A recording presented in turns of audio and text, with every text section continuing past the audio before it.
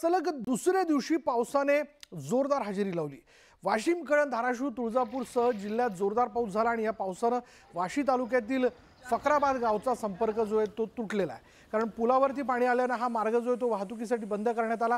गेल्या अनेक दिवसांपासून या पुलाची उंची वाढवावी अशी मागणी गावकरी करतात, मात्र ती उंची वाढवली जात नसल्याने स्थानिकांनी नाराजी व्यक्त केली।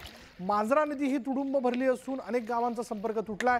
धाराशिव जिल्ह्याकडे पावसाने पाठ फिरवली होती, मात्र आता सलग 2 दिवस पाऊस पडत असल्याने बळीराजाने समाधान व्यक्त केलं।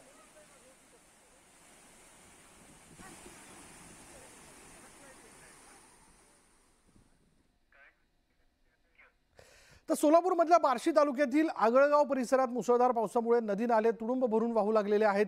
आगळगाव परिसरात झालेल्या पावसामुळे चांदणी नदीकाठच्या गावांचा संपर्क तुटलाय। मुसळधार पावसाने सोलापूरला झोडपलाय।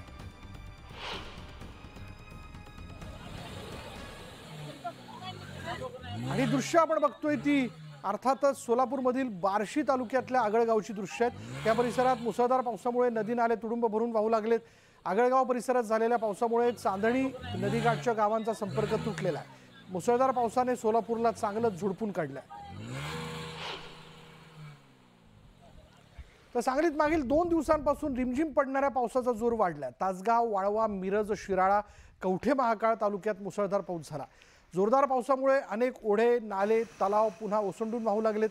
तासगाव तालुक्यातील येरळा आणि अग्रणी नदीचं पाणी पुन्हा पात्राबाहेर आलंय।